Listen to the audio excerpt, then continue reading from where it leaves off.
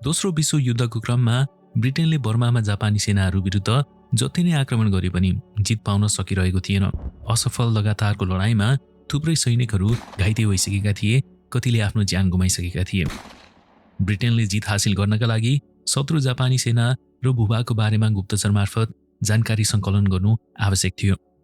22 वर्षका एक नेपाली गोर्खा सैनिकले आफ्नो जुत्तामा बोरा लगाउँछन् र बर्माको जङ्गलबाट शत्रुको जानकारी लिएर स्काउटिङ गरेर फर्किन्छन्।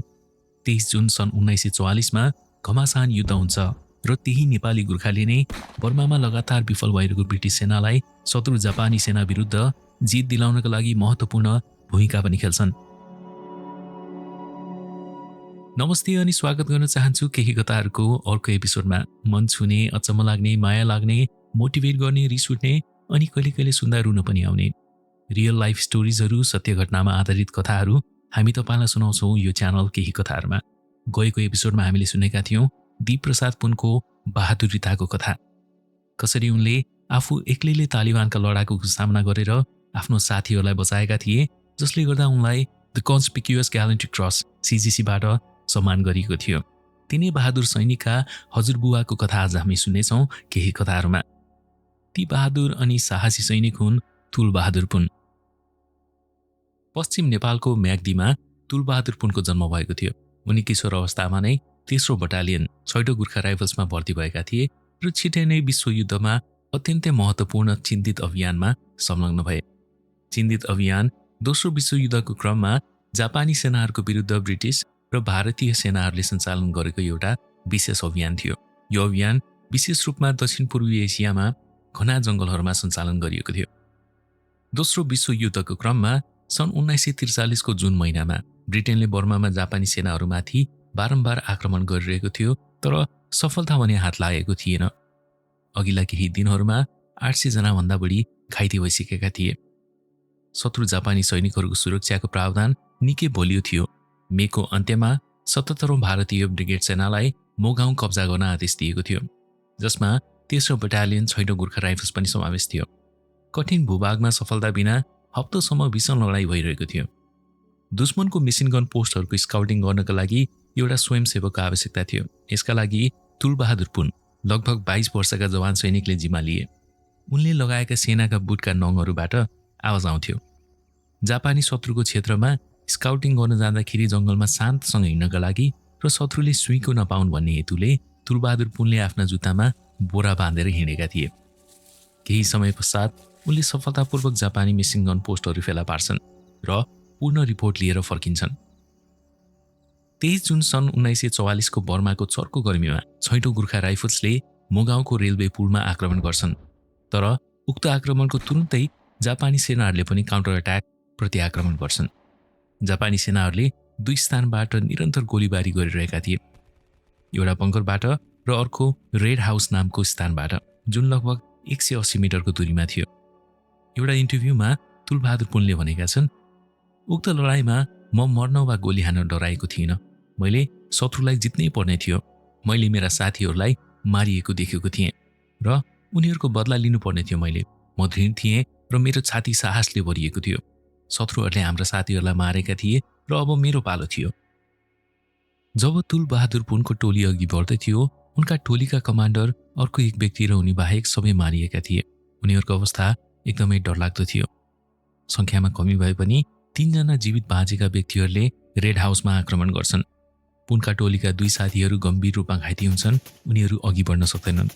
तुलबहादुर पुन मात्र अघि बढ्न सक्छन् र उनले उनीहरूको एकमात्र ब्रेन लाइट मसिन गन समात्छन् अनि एक्लै अघि बढ्छन्।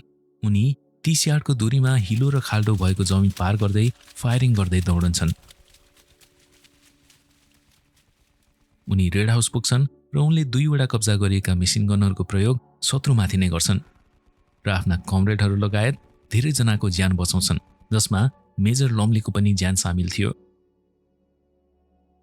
उनले दिएको एउटा इन्टरभ्यूमा भनेका छन्, जब हामी जापानी पोस्ट नजिक पुग्यौँ, उनीहरूले हामीलाई भीषण आक्रमण गरे। आक्रमणको क्रममा एउटा शत्रुको सैनिकले मलाई सामना गर्यो। मैले आफ्नो खुकुरी प्रयोग गरेर उसलाई मारे। केही समय पश्चात फेरि अर्को शत्रु सैनिक मेरो नजिक आयो र मैले उसलाई पनि खुकुरीले परास्त गरेँ। त्यसपछि तेस्रो सैनिकले पनि ममाथि आक्रमण गर्न आयो र फेरि मैले आफ्नो खुकुरी प्रयोग गरेर उसलाई रोकेँ। जब मैले युद्ध समाप्त भएको कुरा सुने म अत्यन्त खुसी भएँ। हामीले धेरै कष्ट भोगेका थियौँ। म आभारी थिएँ। मार्च महिनाको सन् 1945मा दिल्लीमा भएको विशेष परेडमा फिल्ड मार्शल वेभलले उनलाई भिक्टोरिया क्रस प्रदान गरी सम्मान गरेका थिए। भिक्टोरिया क्रस सबै सेना पदकहरूको शिखरको रूपमा लिइन्छ। ब्रिटिस सरकारद्वारा कर्तव्यको पालना गर्ने क्रममा अत्यन्त साहस र निस्वार्थताका लागि सैनिक कर्मचारीहरूलाई भिक्टोरिया क्रस प्रदान गरिन्छ। हामी नेपालीहरू गर्वका साथ भन्न सक्छौँ कि अहिलेसम्म गोर्खा रेजिमेन्ट्सहरूले 26 वटा भिक्टोरिया क्रस जितेका छन्, जसमा नेपाली गोर्खाहरूलाई मात्र 13 वटा भिक्टोरिया क्रस प्रदान गरिएको छ। ब्रिटिस सरकारी पत्रिका लन्डन ग्याजेटमा तुलबहादुर पुनलाई भिक्टोरिया क्रसले सम्मान गरेको बारेमा खबर छापिएको थियो। सन् 1665मा स्थापना भएको लन्डन ग्याजेटलाई सार्वजनिक सूचनाको एउटा आधिकारिक स्रोतको रूपमा चिनिन्छ। विश्वयुद्धपछि सन् 1947मा भारतीय सेनालाई छाडेर तुलबहादुर पुन 2nd बटालियन 6औं गोर्खा राइफल्समा संलग्न भएका थिए। उनले मलेसिया र हङकङमा सेवा गर्दै अन्ततः एक रेजिमेन्टल सर्जन मेजरको पदसम्म पुग्न सफल भए। सन् 1959मा उनले सेनाबाट रिटायर हुने निर्णय लिए र रिटायर हुने बेलामा उनलाई लेफ्टिनेन्टको मानार्थ र्याङ्क प्रदान गरिएको थियो। त्यसपछि नेपाल फर्केर तुलबहादुर पुन बान्दुकमा कृषिमा संलग्न भए। उमेर बढ्दै जाँदा तुलबहादुर पुनमा गम्भीर स्वास्थ्य समस्याहरू देखा परेका थिए, जसमा मुटुको समस्या, आस्थमा र मधुमेह समावेश थियो। नेपालको दुर्गम पहाडी क्षेत्रमा बसेका पुनलाई आवश्यक चिकित्सा सेवा र औषधि सामग्री किन्न समेत गाह्रो पर्दथ्यो। उनले आफ्नो वकिललाई दिएको बयानअनुसार उनको घरमा उचित छाना, बिजुली र शौचालयको सुविधा थिएन। त्यसकै अभावले गर्दाखेरि उनी घरभन्दा बाहिर निकै पर खुला ठाउँमा जानुपर्ने हुन्थ्यो। अनि अझ उनलाई वर्षाको समयमा पहिरो जाने भयले सताइरहन्थ्यो। पुनलाई महिनामा 132 ब्रिटिस पाउन्ड सेना पेन्सन प्राप्त हुन्थ्यो। आफ्नो पेन्सन लिनका लागि गाडीमा 3 घण्टाको यात्रा अनि त्यसपछि पुरै एक दिन हिँडेर पोखरास्थित गोर्खा सेना क्याम्पमा पेन्सन बुझ्न जानु पर्थ्यो। स्वास्थ्य स्थिति कमजोर भएकै कारणले होला 2 वा 3 जना व्यक्तिहरूले उनलाई बोकेर आफ्नो पेन्सन बुझ्न ल्याउने गर्दथे। अनि यदि समयमा सेना क्याम्पमा पुग्न नसकेमा त्यस महिनाको पेन्सन उनलाई प्राप्त हुँदैनथ्यो। यस्तै अप्ठ्यारा परिस्थितिहरूसँग जुझ्दै र उनको बिग्रिदो स्वास्थ्य स्थिति अनि साथी सैनिकहरूसँग रहने इच्छा गर्दै तुलबहादुर पुनले सन् 2006मा युके बस्नका लागि भिजा आवेदन गर्छन्। सुरुमा उनको आवेदनलाई युकेमा पुनको नजिकको सम्बन्ध नरहेको भन्दै उनको आवेदनलाई रद्द गरिएको थियो। अनि दोस्रो पटक उनले वकिलको सहायतामा फेरि भिजा एप्लाई गरे। उनको केसलाई ब्रिटेनमा धेरै समाचार माध्यमहरू र जनताको समर्थन प्राप्त भएको थियो। तत्कालीन प्रवासन मन्त्री लियम बर्नले सन् 2007को जुन 1मा घोषणा गरे कि पुनलाई तत्कालै सेटलमेन्ट भिजा प्रदान गरिनेछ। पुनले युकेको आफ्नो यात्रा सन् 2007मा जुलाई 1मा सुरु गरेका थिए। नेपालबाट उनको विदाईमा हजारौं मानिसहरू आएका थिए, जसमा पारम्परिक नेपाली ब्यान्ड बाजा नै बजाइएको थियो र कार र मोटरबाइकको एउटा जुलुस पनि समावेश थियो। तुलबहादुर पुन जुलाई 4मा लन्डन पुगेका थिए र सयौंको संख्यामा रहेका समूहले उनलाई स्वागत गरेका थिए। उनलाई अफिसियल गार्ड अफ अनरले पनि सम्मान गरेको थियो। पुनले आफूलाई गरेको उक्त भव्य स्वागतबाट अत्यधिक प्रभावित हुँदै उहाँलाई त्यस्तो आदर र सम्मान पहिलो पटक अनुभव भएको व्यक्त गरेका थिए। उमेर बढ्दै गए पनि अनि विभिन्न रोगहरूबाट ग्रसित भए पनि तुलबहादुर पुन भिसीले गोर्खा भेटरनहरूको युकेमा बस्न पाउने अधिकारका लागि सङ्घर्ष गर्नमा एउटा महत्त्वपूर्ण भूमिका खेलेका थिए। सन् 2004 सम्ममा ब्रिटिस आर्मीमा खटिएका अनि आफ्नो ज्यान जोखिममा राखी सेवा प्रदान गरेका गोर्खाहरूलाई युकेमा नै बस्ने अनुमति दिइएको थिएन। गोर्खा जस्टिस क्याम्पेनको निकै सङ्घर्ष अनि आन्दोलनपछि मात्र सन् 1997 पश्चात रिटायर्ड भएका गोर्खाहरूलाई मात्र युकेमा बस्न पाउने प्रावधान दिइएको थियो, जसले गर्दा सन् 1997 अघि रिटायर्ड भएका गोर्खाहरूलाई भने युकेमा बस्ने अवसरबाट वञ्चित गरिएको थियो। केही स्पेशल केसेसहरूमा मात्र युके सेटलमेन्ट भिजा दिइने गरिन्थ्यो।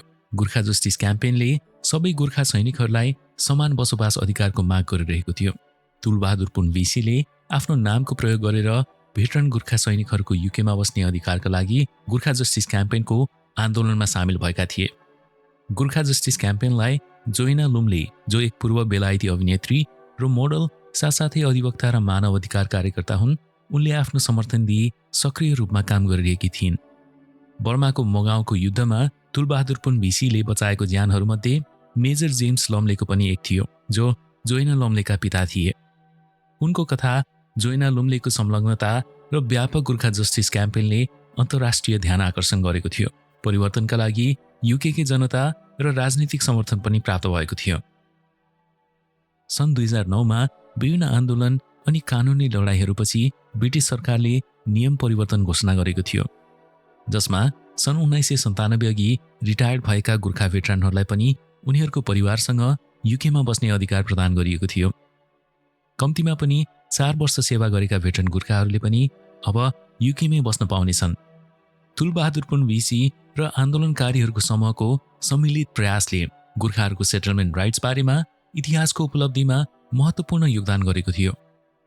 युकेमा बसोबास गर्ने अधिकार पाएपछि तुलबहादुर पुन पश्चिम लन्डनको चिसविकमा बस्ने गर्दथे, तर आफ्नो गाउँमा स्कुल निर्माण गर्ने एउटा प्रोजेक्टमा उहाँ संलग्न पनि हुनुहुन्थ्यो। त्यो सम्पन्न भएको हेर्नको लागि उनी नेपाल फर्केका थिए। नेपालमै रहँदाखेरि सन् 2011 20 अप्रिलमा तुलबहादुर पुन भिसीको स्वास्थ्य स्थिति निकै नै खराब भयो।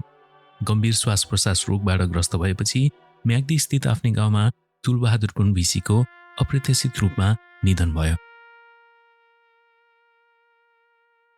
आफ्नो प्रारम्भिक जीवनको 18 वर्ष बेलायती सेनामा सेवा समर्पित गरेका पुनले त्यसपछि आफ्ना गोर्खा साथीहरूका लागि गोर्खा अधिकार र न्यायको लागि सङ्घर्ष गरेका थिए। तुलबहादुर पुन भिसीलाई उनको बहादुरीताका लागि, उनको साहसका लागि भिक्टोरिया क्रस मात्र नभएर उनलाई अरू पनि थुप्रै मेडल र सम्मान दिइएको छ। भिक्टोरिया क्रसपछि Burma star, India service medal गरी 10 वटा भन्दा पनि बढी तकमा र मेडलले सम्मान गरिएको थियो। भिक्टोरिया क्रस सहित उनका सबै 11 मेडलहरू विन्चेस्टरमा रहेको द गोर्खा म्युजियममा डिस्प्लेमा राखिएको छ। पुनलाई विश्वयुद्धमा देखाएको असाधारण साहस र गोर्खाहरूको युके रेसिडेन्सी अधिकारको सफल अभियानमा गरेको महत्त्वपूर्ण भूमिकाको कदर र सम्मान स्वरूप सन् 2021 जुन 23 तारिकमा ग्रेटर वेस्टर्न रेलवे GWRले तुलबहादुर पुन भिसीको नाममा एउटा ट्रेनको नाम नै राखेर सम्मान गरेको थियो। ग्रेटर वेस्टर्न रेलवे GWR युकेको एउटा मुख्य ट्रेन सञ्चालक हो, जसले South West England, South Wales र थेम्स भ्यालीमा सेवा प्रदान गर्दछ। ग्रेटर वेस्टर्न रेलवेले चालेको यो कदमले पुनको वीरताको सम्मान गर्दछ र ब्रिटिस इतिहासमा गोर्खा सैनिकहरूको महत्त्वपूर्ण योगदानलाई पनि झल्काउँछ। त्यसैगरी तुलबहादुर पुन भिसीको नाममा मेमोरियल गेट्समा एउटा मेमोरियल स्ट्यान्ड नै राखिएको छ। उक्त मेमोरियल स्ट्यान्ड बकिङहम प्यालेसको पर्खाल बाहिरै छ। साहस गोर्खाहरूको पर्यायवाची हो। यो उनीहरूको रगतमा छ। यो एक उपहार हो जुन हामीले हाम्रा पुर्खाहरूबाट प्राप्त गरेका छौँ र यसलाई गर्वका साथ बोक्छौँ। तुलबहादुर पुन भिसीको जीवन एउटा असाधारण साहस, समर्पण र वकालतको उत्कृष्ट उदाहरण हो।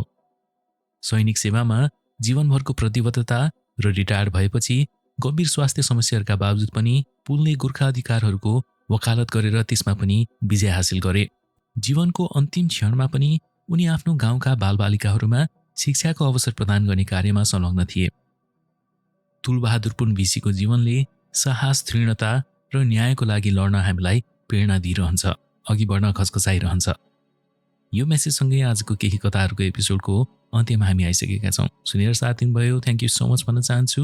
अर्को भेट नभएसम्म माया फैलाउँदै गर्नुहोला, केही कथाहरू सुन्दै अनि सुनाउँदै गर्नुहोला है त।